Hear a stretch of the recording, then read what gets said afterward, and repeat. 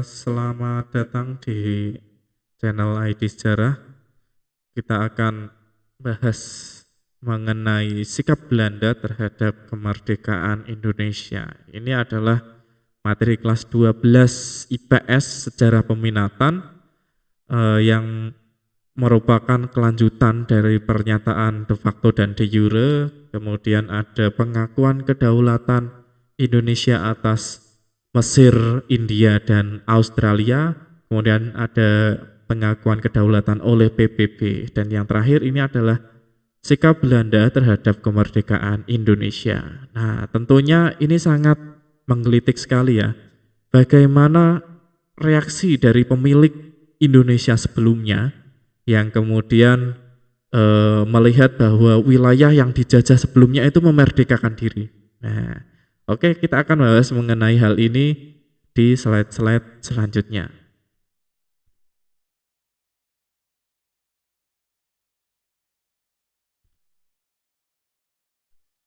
Sikap Belanda terhadap kemerdekaan Indonesia. Nah, sebelum Pak Ardi membahas sikap Belanda terhadap kemerdekaan Indonesia, akan Pak Ardi jelaskan terlebih dahulu mengenai bagaimana kronologi Indonesia merdeka dan bagaimana reaksinya. Nah, Indonesia merdeka itu tidak terlepas dari penjajahan Belanda dan Jepang. Penjajahan Belanda dan Jepang itu memberikan luka yang sangat dalam terhadap pemerintahan Indonesia, di mana Indonesia dijadikan budak, Indonesia diperas secara sumber daya alam dan sumber daya manusia, kemudian Indonesia dimiskinkan, banyak sekali orang-orang yang meninggal karena adanya perbuatan oleh bangsa Belanda dan bangsa Jepang. Nah, bangsa Belanda menjajah selama 3,5 abad sampai tahun 1942. 1942 di dunia itu ada dua kekuatan besar yang menjadi dua kekuatan yang saling bertarung, yaitu kekuatan dari sekutu dan kekuatan dari fasis. Nah, sekutu itu siapa saja? Sekutu adalah negara-negara penjajah yang sebelumnya sudah menjajah berabad-abad. Nah, contoh seperti Belanda, Inggris, Spanyol, Portugis, kemudian ada Amerika. Nah, ini adalah negara-negara sekutu. Kemudian muncul satu aliran yang namanya fasisme, yaitu fasisme dari Jerman, Italia, dan Jepang. Jerman yang dipimpin oleh Adolf Hitler, kemudian Italia yang dipimpin oleh Benito Mussolini, dan Jepang yang dipimpin oleh Kaisar Hirohito. Nah, tiga kekuatan ini sangat kuat di tahun 1942 hingga beberapa wilayah di dunia itu dikuasai, seperti Jerman yang menguasai wilayah Eropa dan Jepang yang menguasai wilayah Asia Pasifik. Nah, di tahun 1942 wilayah Asia Tenggara dikuasai oleh Belanda, kemudian ada Inggris dan Perancis. Indonesia dijajah oleh Belanda, Singapura dan Malaysia dijajah oleh pihak Inggris, dan yang terakhir wilayah Indochina yaitu Laos, Kamboja, Vietnam itu dijajah oleh pihak Prancis. Nah, namun di tahun 1942 Jepang sedang kuat-kuatnya. Maka Jepang menyerang berbagai wilayah di Asia Pasifik. Ada Korea, ada Cina, Asia Tenggara, dan beberapa negara-negara di wilayah Pasifik. Nah, 1942 wilayah Indonesia lepas dari Belanda dan kemudian berpindah menjadi kepemilikannya dari pihak Jepang. Selama 3,5 tahun Jepang menjajah wilayah Indonesia dan banyak sekali memberi kontribusi positif bagi pihak Indonesia, selain kontribusi negatif yang juga kita tidak bisa lepas dari hal tersebut. Nah, contohnya seperti apa Pak yang positif? Kalau negatif kan banyak sekali, mungkin seperti perbudakan, ada Yugun Ianfu, Romusa, kemudian rakyat Indonesia diambil sumber daya alam dan manusia. Nah, itu banyak sekali kalau negatifnya. Kita bicara yang positifnya saja. Positifnya, di masa pemimpinan Jepang, banyak sekali hal-hal yang kita serap. Di antaranya ada pelatihan militer. Nah, kita dilatih oleh pihak Jepang secara militeristik. Fungsinya adalah untuk mempersiapkan orang Indonesia ikut berperang bersama Jepang. Nah, maka kemudian muncul organisasi semi militer seperti Keibodan, Seinendan, Fujinkai, dan lain sebagainya. Nah, jadi kita mendapatkan transfer knowledge berupa militer. Kemudian yang kedua, memunculkan infrastruktur yang dibangun secara cepat oleh pihak Belanda. Jadi kita mendapatkan transfer teknologi dari pihak Jepang. Nah, kemudian kita mendapatkan juga kedisiplinan dari orang-orang Jepang. Maka selama 3,5 tahun ini orang-orang Indonesia itu benar-benar ditempa untuk bisa perang. Nah, ini menjadi bekal yang sangat penting untuk Indonesia ke depannya ketika setelah kemerdekaan.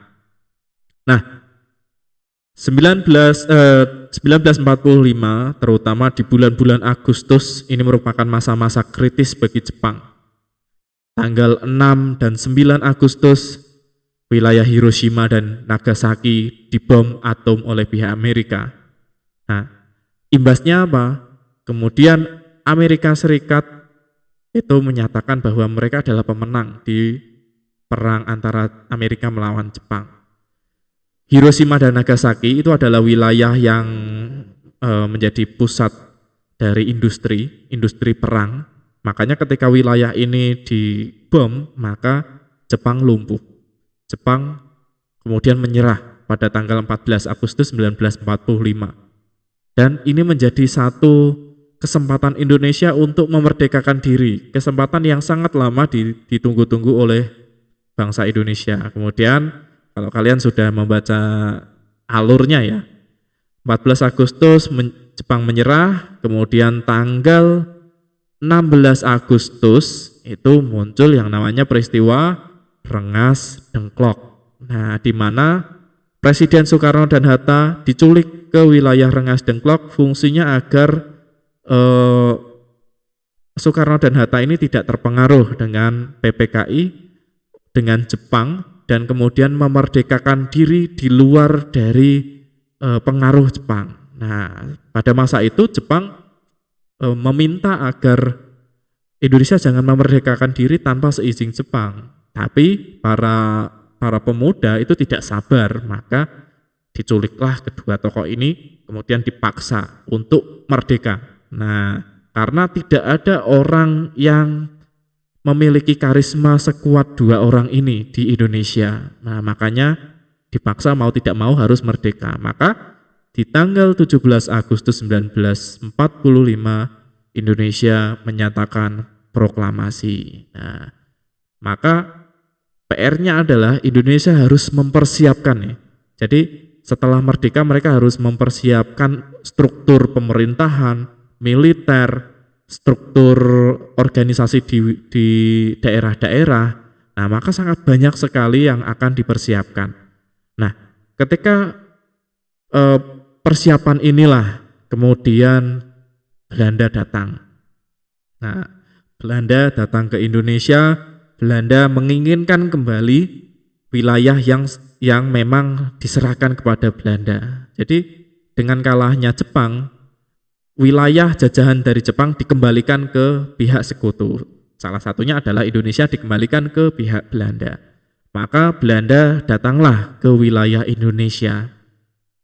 Pecah perang di berbagai wilayah. Contoh, di wilayah Semarang ada peristiwa 5 Hari Semarang. Di Bandung ada peristiwa Bandung Lautan Api.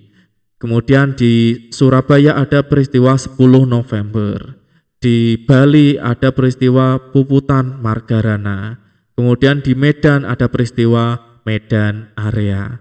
Di Ambarawa ada peristiwa Palagan Ambarawa. Nah, berbagai pertempuran ini diakibatkan oleh Belanda ingin mengambil kembali wilayahnya. Nah, kemudian bagaimana akhir dari pertempuran-pertempuran ini? Maka kemudian diadakanlah perjanjian-perjanjian. Di antaranya nanti ada perjanjian Linggarjati, Renville, Romroyen, dan kemudian yang terakhir ada KMB, Konferensi Meja Bundar. Nah, setelah perang-perang yang sangat banyak tadi, tercatat ada 6 perang besar yang ada di Indonesia, terutama di Sumatera, Jawa, dan Bali. Dan tidak mungkin juga ada beberapa tempat yang terjadi perang, cuman tidak tercatat oleh sejarah ya. Tapi yang memang sangat besar yang berpengaruh sekali kemerdekaan Indonesia ya 6 itu. Nah, untuk meredakan perang ini, maka Soekarno memutuskan agar diadakan perjanjian.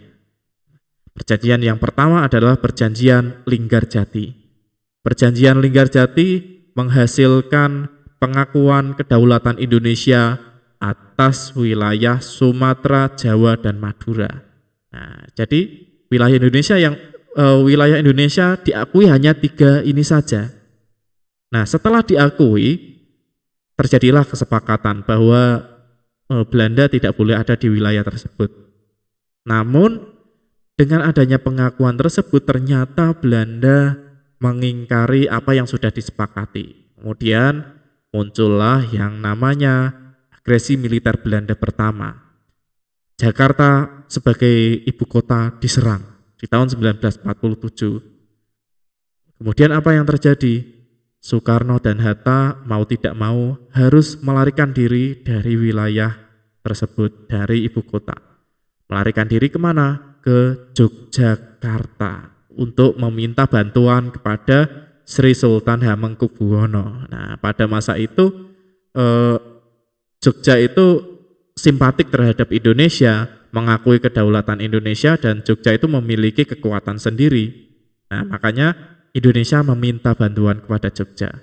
Nah, Soekarno, Hatta, Syahrir dilarikan ke Jogja, sedangkan wilayah Jakarta itu dikuasai oleh Belanda. Kemudian 1948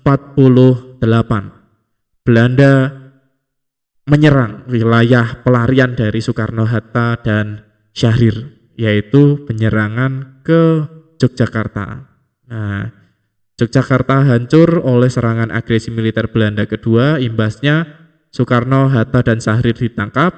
Kemudian TNI atau TKR yang pada saat itu dipimpin oleh Jenderal Sudirman itu melakukan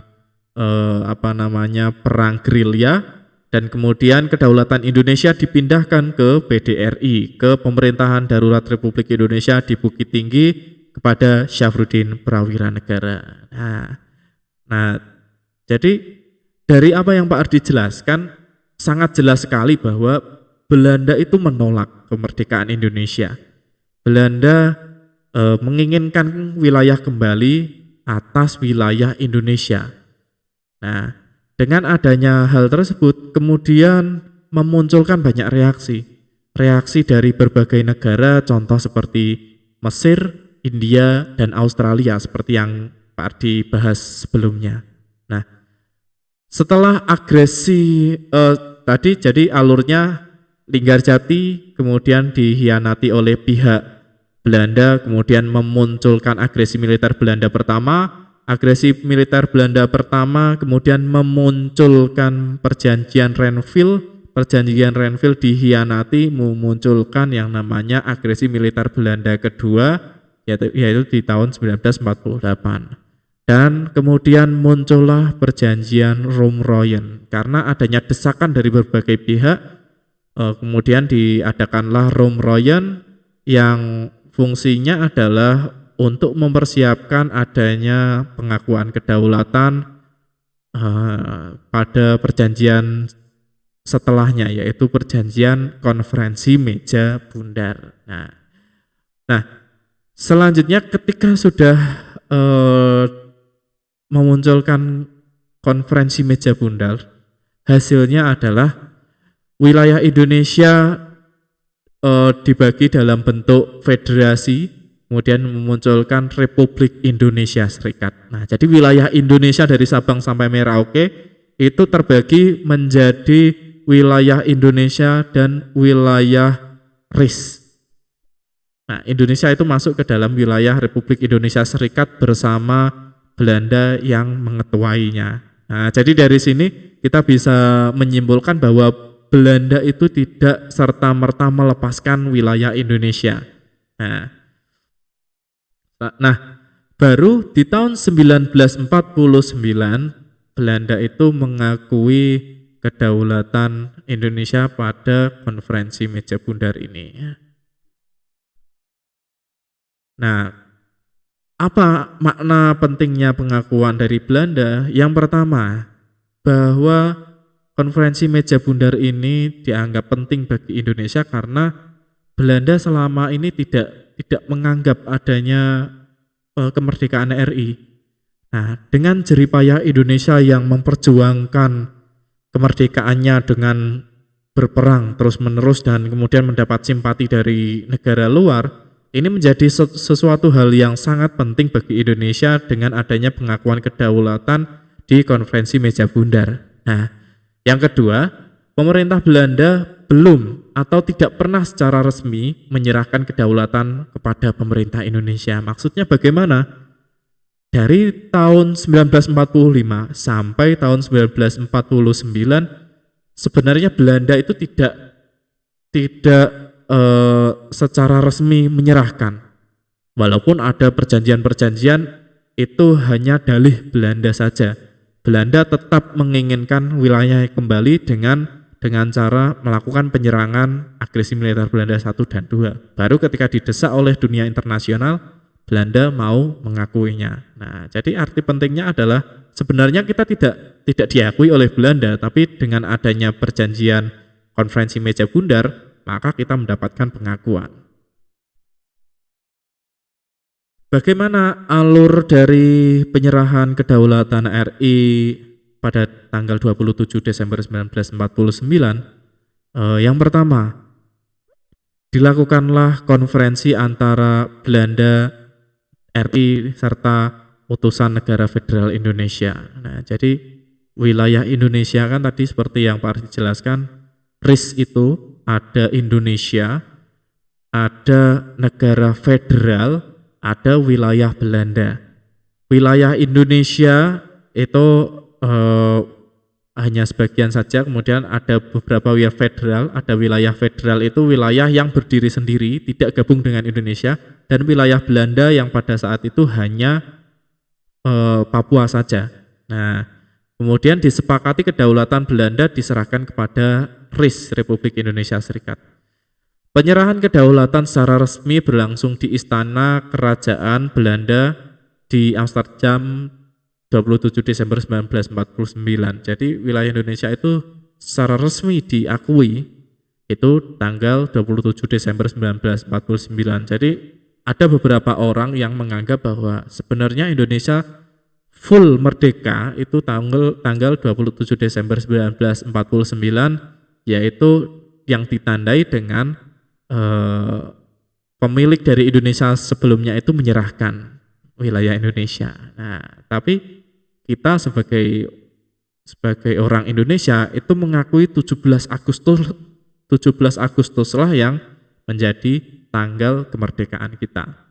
Nah, acara tersebut dihadiri oleh perwakilan Belanda yaitu Ratu Juliana dan wakil RIS yaitu Muhammad Hatta. Nah, jadi secara resmi Indonesia itu diserahkan, wilayah RIS diserahkan kepemilikannya kepada RI.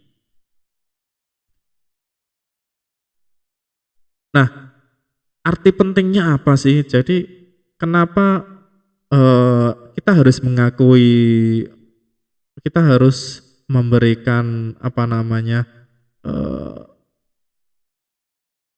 applause, memberikan nilai yang sangat besar terhadap pengakuan Belanda. Pentingnya Belanda mengakui kita itu apa? Jadi berbeda dengan pengakuan Mesir, India, dan Australia, pengakuan tiga negara ini merupakan pengakuan dari negara yang sebenarnya tidak secara langsung dekat dengan Indonesia. Yang kita anggap dekat itu ya Belanda sebagai musuh kita sekaligus pemilik dari wilayah RI sebelumnya. Nah, dengan diakuinya kemerdekaan Indonesia oleh pihak Belanda, maka kita secara implisit menunjukkan bahwa pengakuan Belanda bahwa RI memang telah berdiri sebagai negara yang berdaulat, yang lepas dari pemilik aslinya yaitu Belanda. Nah, maka kita secara sah menjadi sebuah negara memiliki memiliki persyaratan de facto dan de jure. Nah, seperti yang Pak dijelaskan di di pengakuan sebuah negara itu kan ada de facto dan de jure. De facto itu diakui atas wilayah, pemerintahan dan warga negara, kemudian de jure adalah pengakuan dari negara lain. Nah, kita sebenarnya sudah ada pengakuan dari negara lain seperti siapa? Seperti Mesir, India dan Amerika serta negara-negara di Arab seperti Liga-Liga Arab. Namun kita secara sah kita sudah lepas dari penjajahan, kita sudah tidak mengkhawatirkan adanya penyerangan itu tatkala kita sudah diakui oleh negara kolonialis kita. Nah, maka ini merupakan sesuatu yang sah di mata dunia dan kita sudah sah menjadi sebuah negara yang berdiri sendiri. Nah, kita memiliki kedaulatan. Nah, itulah pentingnya pengakuan Belanda bagi kita dibanding negara-negara seperti Mesir atau India atau Australia. Nah, Pak dikira sampai segitu saja tentang pembahasan pengakuan kedaulatan oleh Belanda. Apabila ada yang perlu ditanyakan silahkan komen di bawah atau langsung saja bagi anak-anak dari SMA 13 bisa langsung WA ke Pak Ardi. Oke, cukup sekian materi dari Pak Ardi. Wassalamualaikum warahmatullahi wabarakatuh.